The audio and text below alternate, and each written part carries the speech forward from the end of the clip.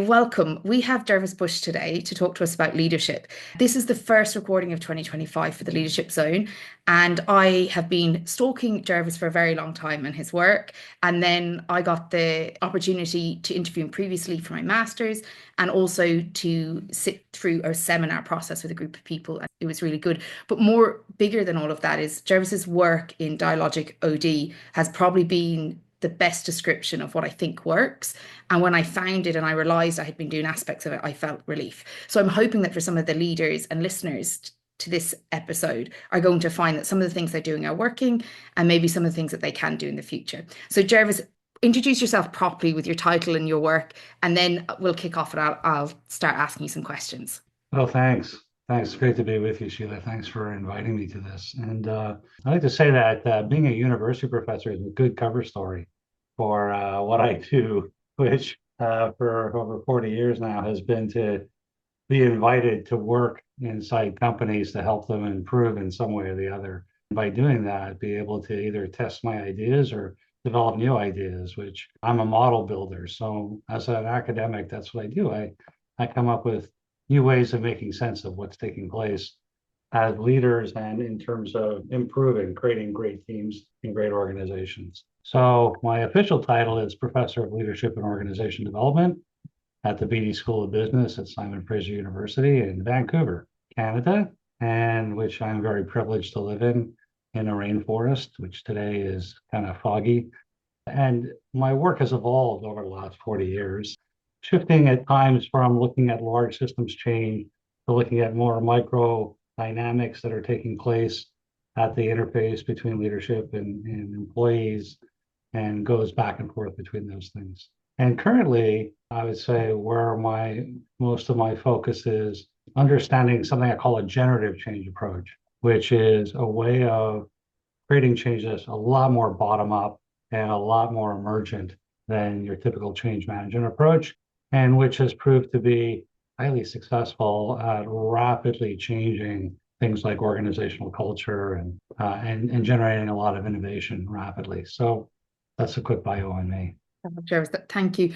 I think it's really interesting when you say it's your cover story because I think what you bring to the work that's a bit different is both the practical application and real world testing, and then the actual impact that it has in organizations, as well as the academic rigor and insight. Because I think that there can be a separation between what's academically happening versus what's actually happening in organizations on the ground in the real world. And that's where I think your work around generative change is really interesting because the majority, at least for me, that I've seen of change efforts in organizations that fail, they fail because they are directed rather than kind of co-created or generated with people. Can you tell me what brought you to that position? So like what brought you to thinking actually something about doing it from a generative perspective is more effective? Well, there's a lot of different places you could start that story, but in terms of what turned into what we call dialogic OD now, it started with a study I did on appreciative inquiry back in 2000. It was published in 2005, but we started the study 2001, 2002, where we collected all the cases that existed at that time around appreciative inquiry, large system intervention that existed in the academic literature. And then we did kind of a meta-analysis where we created rows and boxes, and for each case, we did they do this, did they not, so on and so forth. And then we divided those cases into which ones actually resulted in transformational change, which was about a third of them. And two-thirds were more what we called incremental change, where changes occurred, but they weren't transforming anything. They were just moving the ball along a bit. And when we looked at, and when we looked at, well, what was the difference between those cases? Three things stood out, and they really stood out. Like usually when you do research, you get a correlation of 0.4, you get excited. This was like 100% of the transformational cases did this. None of the non-transformational cases did this. That sort of result. And one of them was that in the transformational cases, at the end of a process of engaging people and coming up with ideas and making proposals, what typically happens at that point, even when organizations engage people in helping in a change process that's being mandated, generally people come up with ideas and then they give them back to leadership to do something with.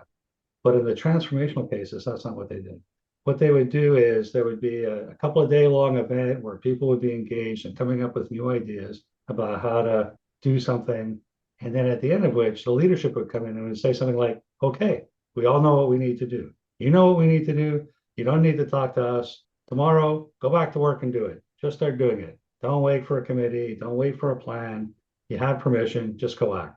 And at the time, I called that an improvisational approach to the action phase in action research.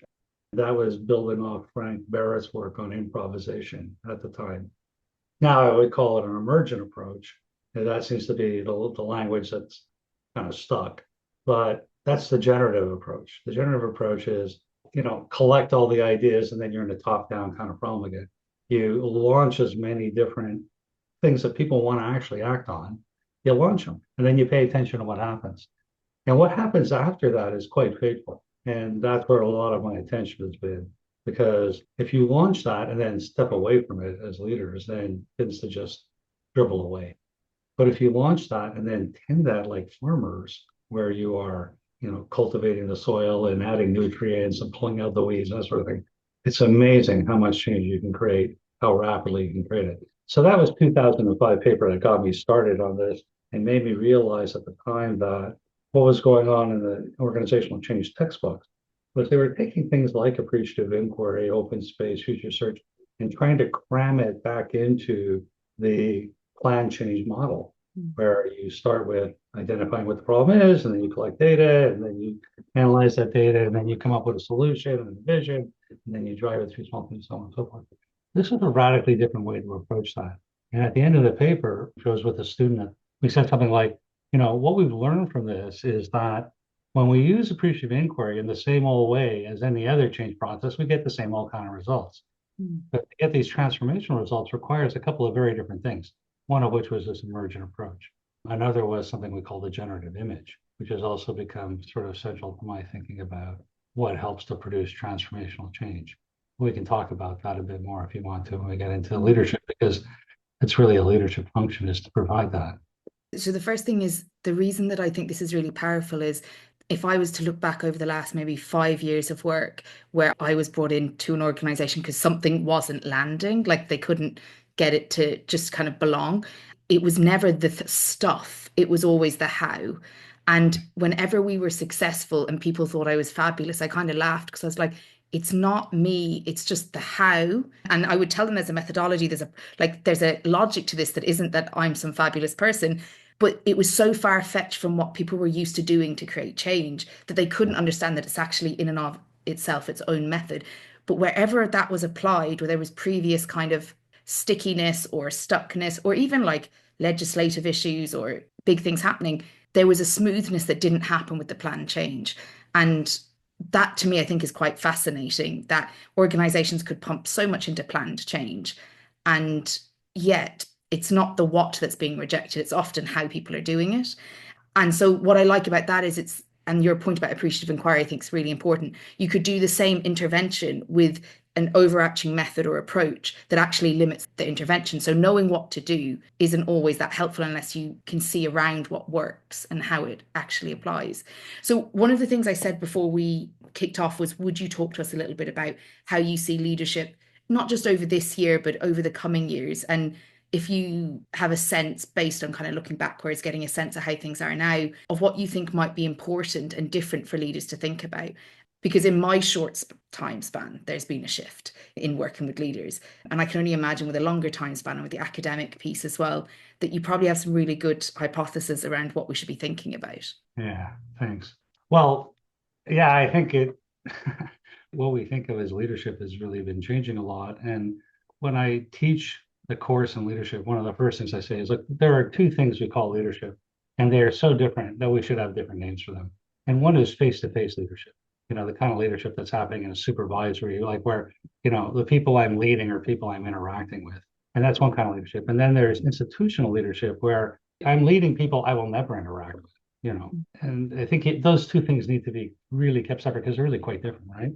So let's start at the face-to-face level first. I mean, the biggest change that we're going to experience in the short term is the introduction of artificial intelligence and what that's going to do to our whole way of thinking about work relationships. And I don't think we've even begun to scratch what the impact of this is going to be. And I don't have a crystal ball into what the results of that are going to be. But what I'm pretty sure is going to happen is that each of us, particularly in supervisory roles, but in any kind of, and again, all right, and things are going to be different depending on the nature of the industry we're in. If you're in manufacturing where people are already tied to machines, that's a very different thing than if you're in an advertising agency and you're creating new content all the time. But particularly in the West, we tend to be increasingly involved in knowledge. We're not tied to machinery. We need people to interact.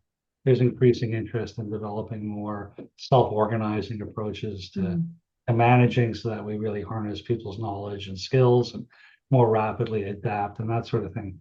And I think I'd be really surprised if a couple of years from now, if each of us isn't walking around with doesn't have an AI assistant who operates like a personal assistant does today. I ask my book me a flight, and it gets to learn my preferences, what I like, what I don't like, is able to do that stuff. And much like we use Google now, we'll use artificial intelligence to answer questions for us. And we'll just walk through our day. And it'll probably be verbal, like tied to our classes or something like, and I can just turn to my AI assistant and say, what's our current productivity rate and blah, blah, blah. And I'll immediately get that answer. And then the next thing that's going to be happening, of course, is that my AI assistant will be interacting with your AI assistant. And our teams, each team member will have their own AI assistant. And then the question becomes, are those AI assistants part of the team? And how do we think about team dynamics in a world where half of the participants are machines? We already see how human relationships are really changing just by people having smartphones, right? People who've grown up with smartphones and live with them in front of their face all the time. I mean, watching those people interact is a completely different social dynamic. And our social psychology is based on a world where that didn't exist. I think there's going to be some really big changes in how we understand social interaction, influence processes, decision-making processes, group problems, all the things that currently in organization development and social psychology, we have a kit bag based on a way of thinking about human relations that is really going to be challenged in the next few years by a real shift in how people interact at work. And we're already seeing that, like in the post-pandemic sort of move to more virtual teams, and people are grappling with that and the recognition that in all these things there are advantages and disadvantages. And I think the next shift into this sort of world of where everybody's got an AI assistant that's working with them all the time. It's going to. I'm actually looking forward to that, Gervase. I can't wait till somebody does the crap work. Like I Well, really can't. and really, the people who are going to, get the immediate positive hit are going to be people like you, people who run their own small shop, small shop start stuff. When you get to much larger organizations, the picture there is more daunting, right? Well, I'll tell you something that came across my desk recently was a performance review of a number of employees. I wasn't doing a review, that the situation came across my desk, let's say. And AI had been scripted in that it's appropriate now to use AI in a particular way in the workplace, which was a kind of a new thing last year for that organization. But the issue then became, I'm doing a performance review on 5 people, and 2 of them use AI effectively because they have a comfort with it, and their performance is nearly like 1.5, so 150% compared to their colleagues. Now, their other colleagues have no interest. Sorry, did you say the performance was better or worse than their Worse, sorry, better. It was about 50% productivity, it was 50%, but also then their relationships were better because they spent less time bogged down in certain things. So they were relating at work more effectively and doing some of the extra curriculum things that get you like unofficial points, but they get you points in the organization. And the issue for the manager was the other 2 people are using it less, are doing okay, but one of them is underperforming. But when you do the comparison, which that organization now has in place, they look like they're failing. But the reality is, if AI wasn't being used, they are averagely performing. And the kind of dilemma was, are they failing now that they're not utilizing the tools available to them? Are they still performing as usual? And it became this kind of dilemma for the manager. And that was just because this year it was introduced and they could see a massive difference in the performance. And that's only like basic AI, like the basic tools that organizations can sign off on due to, confidentiality and stuff like that. So Yeah, I imagine that's going to get bigger. for knowledge work, there's no question. It is a Mm, tremendous productivity booster, mm, right? No question about it. One of the interesting things is there's some research coming out showing that because when we get to large corporations, so the larger corporations that have legal departments, all this sort of stuff, they've now got tons of legalese around what's okay and what's not okay. It's so confusing to your average person that in a lot of these companies, people are using AI but not telling anybody. yes. You know, they've got some good reasons not to, like all the way from they're going to break some rule that they don't understand and get penalized to as their productivity improves and the leadership recognizes that it's because of this, they're going to move the goalposts, Mm, right? So why should I let them know this when I'm making my life easier? And that sort of mentality has been around in organizations forever. And so the situation where companies are now wanting to launch some sort of AI sort of like, what are we going to do with AI? And again, launch a kind of top-down initiative where there's already tons of embedded knowledge. People have figured out how to use it, but they're not telling anybody, right? If they could just use a more emergent process and just make it mm, legitimate and say, okay, we recognize this is going on, and you may not have wanted to listen in the past, and we're going to get rid of the barriers to that. Now we want to encourage you to and we're going to reward you for being mm, innovative. Take that kind of approach. I'm sure some companies will, and some companies won't. mm. And it's But interesting because AI has been around a lot longer than the conversation. That's what I find as yeah, somebody who's been having to use assistive technology. AI has kind of been tipping nowhere near what it is now, but it's been there in lots of ways prior mhm, to kind of us having the conversations. And it did equalize playing fields. But what it also did was it meant that people who superseded, who had particular skills that the machine could do, no longer were special, in terms of doing something. So if mhm, I use the word spell check piece versus a person who's brilliant at spelling, we might come out kind of equal. But the truth is, if I'd written it without any spell check, we were nowhere near equal. So their inherent spelling skills are no longer deeply valuable. That's really hard to let go of if you've been really good at things that can be replaced like that. That's a really difficult thing to kind of let go of. Okay, so that's the kind of more relationship. And just when you said the kind of group dynamics, my little heart sank because the group theorist in me is like, I don't know how I'm going to handle this AI piece, this idea that like I talked to your AI and it was rude to me, right? yeah, You know what I mean? yeah, Or it didn't give me all the information because you told it not to share all the information, that, or it yeah, gave me false information, like all of that stuff. We have some legislation in the EU around who's responsible for what AI produces. Yeah, I would say fluffy at best, but it's beginning, which ultimately means any action any individual takes based on AI, whether they produce the work, share the work, whatever they do, they're legally responsible for it currently as an mm, individual. That's where it currently sits because there was a lot of deep fakes and harm being done that way. So that's the kind of dark side. But in this institutional side of leadership, when you're thinking about it that way, how do you define that? So I understand the part with relationships and people and AI and where that's going, but the yeah. institutional side of things. Well, institutional leadership is where I'm responsible for leading people I'll never actually interact with. Right. So that's a completely different skill set and set of issues. And again, in my career, there's been a very clear pattern of what goes on. And what goes on is somebody comes up with, some sort of innovation around how to organize, right? And the first few people that do it very thoughtfully. Leadership's quite engaged, and it's successful. And then it hits the magazines. And the next layer of CEOs go, oh, I need some of that. Go get me some of that. And then, task someone else to do it. And that's when it all starts to go to hell in a handbasket. And typically, if these new things come along, there's some great ideas there. But then all the consulting firms take what they used to do in the past and they just relabel what they do. And now it's the new label. And people think they're getting the new stuff, but they're not really. Or leadership's not really engaged. And whenever you try to change something, you don't really have intense leadership focus. It doesn't work. So there's this kind of fad cycle of stuff, right? The latest one was Agile. So we see Agile really peaked a few years ago, and now it's on the downslope. And but the truth of it is that there's a reason why it peaked, right? Which is that the world is becoming so much more complex that trying to run it all from like this sort of the top is the mind and everybody else are the hands. Everybody knows that doesn't work. And that when you get into real complexity, which, on a lot of the major issues that that businesses face, especially large ones these days. No one knows what's going to work ahead of time. You can look back and figure out, oh, that's what caused this to happen, and that's how we got here. But so how do you lead when no one really knows what's going to affect what? Well, you pick up any book on institutional leadership, and the number one thing that pops out is vision. You need to have a vision. Leaders need to have a vision, blah, blah, blah, vision. And the track record of vision in complex environments is very poor. Research on that is like, you can have like most visions fail, right? And you end up with a vision, you throw a lot of resources after something that eventually fails. And this is called capitalism. But for people whose money is involved, that's not so great.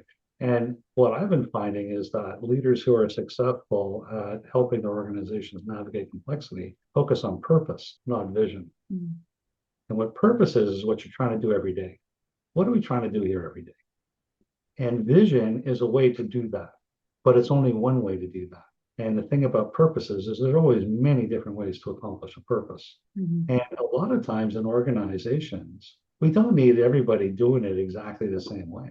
It'd be fine if people are doing it in different ways, as long as we're all moving the ball forward incrementally, constantly chasing that purpose. And in many cases, a good purpose is something we'll never actually accomplish.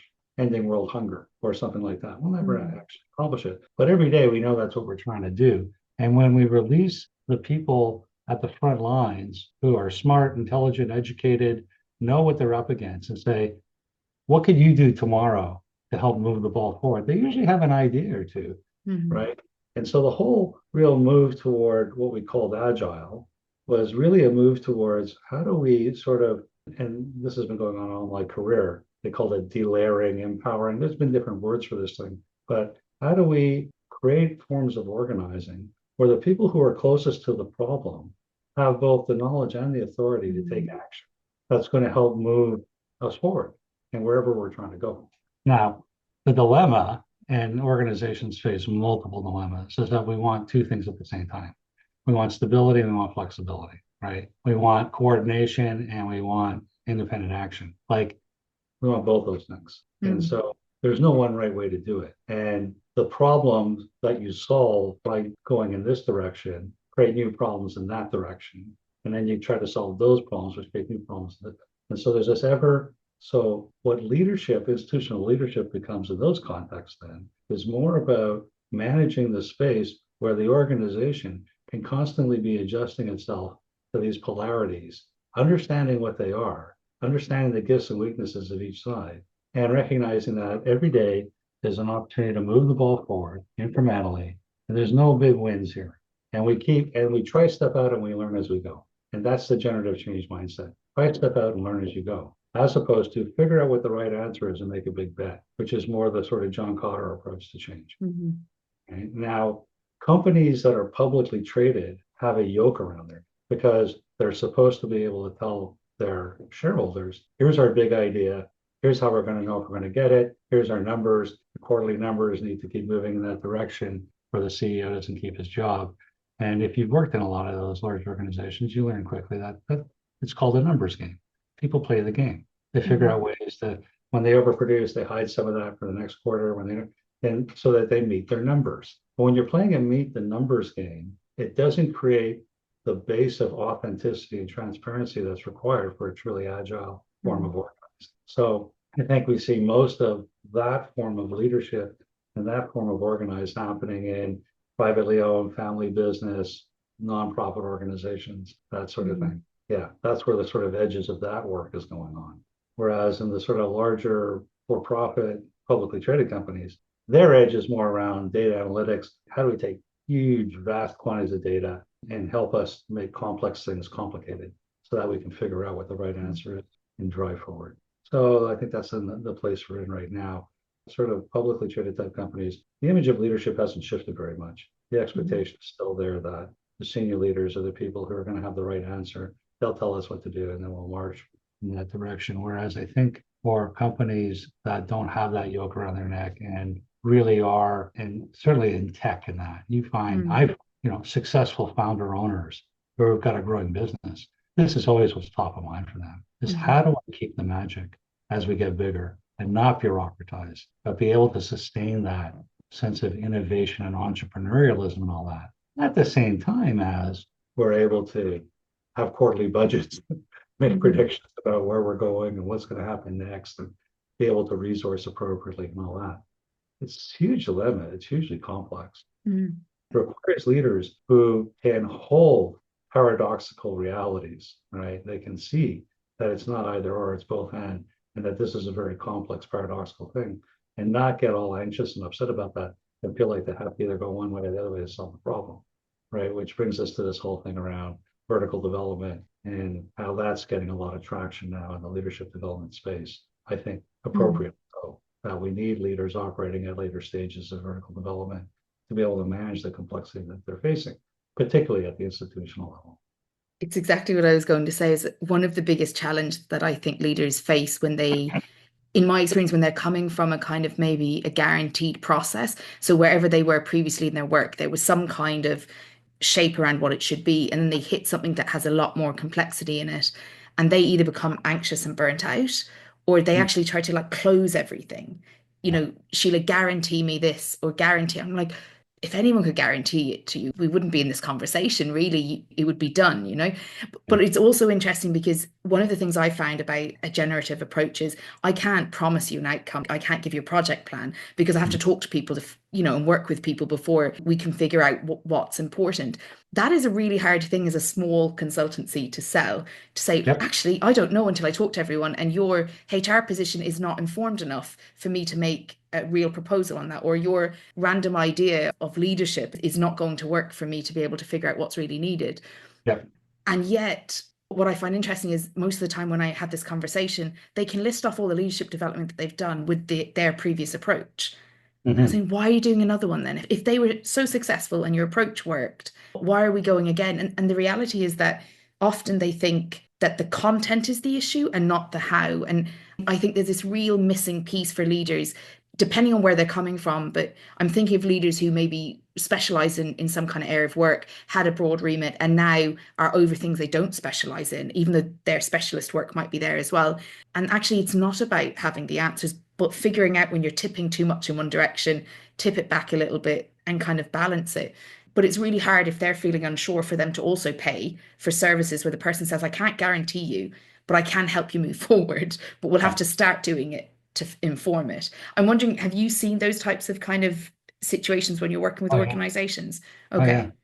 Well, I want to respond to a couple of different things. So Yeah. one is about the consultant coming in into a generative change approach where you can't guarantee. You can't say these are the outcomes we'll provide you. Now, other consulting firms will come in and guarantee it. They Yeah. won't provide it. They won't Yeah. actually deliver it. But you know, one of my first jobs while I was still a doctoral student, I worked for a consulting firm for a while, and the president of the firm said to me, "Look, our job is to provide illusions of certainty to step into a risky situation." And I think that has been pretty much. But I want to say, this series of books that I edit called the BMI series and Dialogic OD. We have a book by Tova Haberbuck on exactly how do you move in and work with in this new way. And her solution is, as a consultant, what you do is first come in and you contract to help them figure out what kind of change process they need. And for that, you can charge them an hourly rate or whatever, and it's going to take a few days. And then you get to that point. And hopefully, what you're doing during that is educating them about these more emergent processes and why that might or might not be the right way for them to go. Then, if they buy the emergent thing, then you got a different sort of contracting thing that goes on there, which we could talk about with that. That's for the consulting side. For the leader side, the thing is, the most transformational, emergent, like generative leader I've ever observed was this guy, Tom Everall, who was running a NGO that helped people with developmental disabilities gain employment in the Seattle area, and had come into the executive director position, formerly one of the senior finance people at a logistics company. No background, so no bias around how it should be done. Radically transform what in that industry, if they can place 10 people a year, that's a big year. Mhm. By the time he left, they were placing hundreds of people a year. And instead of being paid by the government to do that, they were being paid by the companies to do that, like any other placement service, right?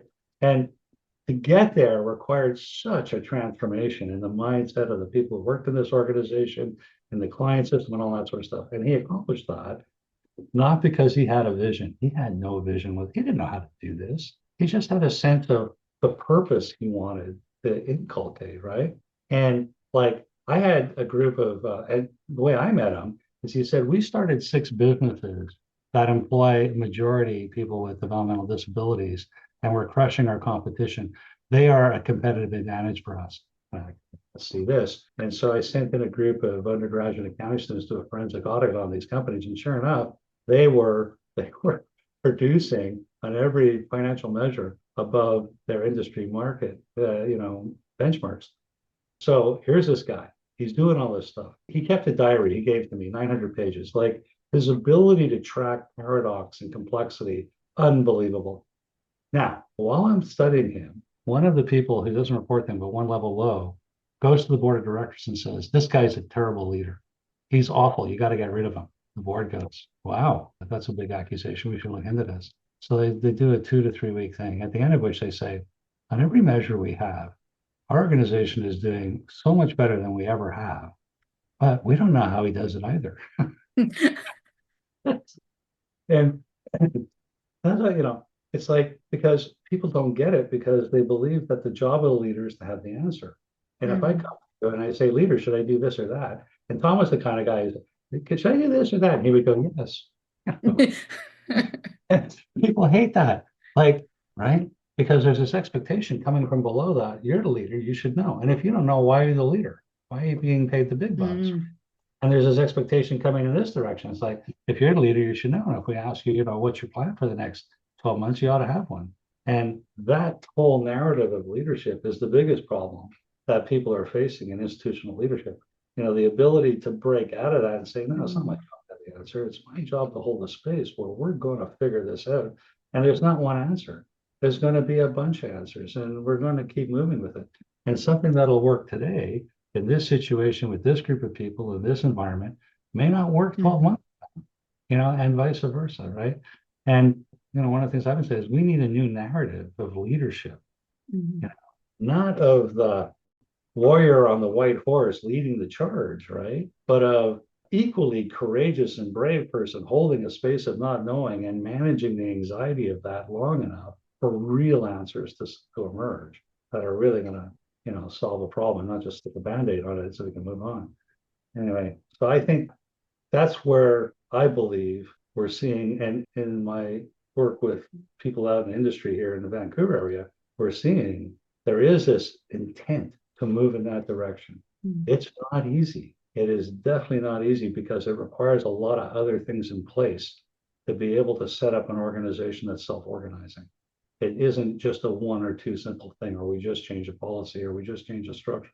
There's a whole cascading sequence of structural, processual, cultural, technical things, and they need to constantly be updated, and you need to constantly be learning as you move forward, and you need the right people in place, and all these sorts of things. Now, when you get them, you can have fantastic results, but it's just as likely that you'll miss a bunch of that stuff and it won't work. And you'll say, well, that didn't work. And we're going back to top down. I'll tell you what to do. The reason we're Evidence that doesn't trying work to that too. is because, the reason we're trying to move away from that is because it's not as nearly as effective in complex, fast moving environments. Yeah. And I suppose I think one of the things just around the generative piece, to me, I'm very lucky where I kind of hit into leadership and OD work in my career at this point where actually I wasn't bought into the kind of preset models. I kind of walked into where Dialogic OD was already kind of flourishing and people were already thinking that way. And I worked in community settings where you couldn't do anything without people actually doing it. You couldn't just get permission. So people had to do the thing. I think one of the things that brings up, though, is that anxiety of the human being, the leader, and depending on the fantasy people have about leaders, and exactly to what you're saying, often when I work with leaders in coaching, what I'll find out in the room is they had some idea that when they would eventually become the person, whoever, whatever level, whatever that is, they would have the answers. It isn't just that they think others did, it's that they actually thought they would. And then they're sitting with me full of anxiety because they're like, there's politics here. I don't know who to believe. There's legislation, there's requirements, I'm like, this is all leadership has ever been, is all of those things happening and you trying to take care of the space in which you produce some kind of outcome with all of those things being real. And I think that it's actually not good for leaders as much as it's not good for others to kind of feed that fantasy, because they often end up doubting themselves, not because they're not good at what they're doing, but because their ideas of what's good is outdated and not very effective. So if you were to leave the listeners with one piece of advice and maybe one book to read in 2025, what would the advice and what would the book be? And I know you edit lots of books. I'll put all the links to the whole series, but if you were going to give somebody listening Well, they should one read my direction, book, obviously. which one though? Travis, you Well, have more than I one. think, like, Clear Leadership is now 25 years old from the first edition. The last edition was 12 years ago. I still get emails all the time, people saying this book changed my life. And I think the basic ideas in that book are fundamental to all the other things we're trying to do right now. And if you don't have that kind of culture of clarity operating in your organization, the rest of it's not going to work, right? So if your people here haven't read Clear Leadership or looked at some of the videos, I think understanding, there's some basic ideas to Clear Leadership. One is that in order for any kind of sort of self-organizing to work, or any kind of knowledge management system to work, people have to be able to learn from their experience together, right? But the problem there is people think the way we do that is we get together and talk about what happened yesterday or at the meeting or whatever, what you saw, what I saw, what we liked, what we didn't like, we want to do the same or different in the future. And the problem with that is everybody had a different experience, because everybody always has a different experience, because everybody's always experiencing things differently. And so what happens in that conversation is a subtle kind of, or not so subtle, fight over who had the right experience. Mm, This is the problem, right? Is saying there's a right answer to everything. And when it comes to problems of learning from experience, that gets in the way of learning from experience. Somebody has to have the right experience. Well, who had the right experience? The boss had the right experience. At which point everybody goes, okay, boss, you're in charge. Tell me what to do, which is the easiest move in the world, which is to make them responsible for the mm, success of what's going on here. And at that point, you don't have an agile or an empowered or any of those other kind of systems. You again have a top down, I'm a minion, you're the boss, tell me what to do. And like that is the simplest way in which, well-intentioned managers pull the rug out from under themselves. So understanding that process. And then what does it mean to learn from our collective experience if we're all having a different experience all the time? And then recognizing that part of the problem here is instead of talking about our experience with each other, we make up stories about each other's experience and act on those stories as if they're true. And that creates another layer of kind of problems of how we learn from collectively. Anyway, so Clear Leadership, I think, if I was going to identify any book, even though it's old, it's still like, I'm thinking of rewriting it, the third edition, but it's like, since I wrote the book, there's been all this research in neuropsychology, all of which totally replicate. is everything I said in Clear Leadership. So that's where I leave you. Excellent. And I'm going to put it on the 2025 book club as well, because we have a monthly book club to read Clear Leadership. It's been a good few years since I read it. So we'll put it on again. Thank you very much, Gervase. I really appreciate it. Thank you. Thank you. My pleasure.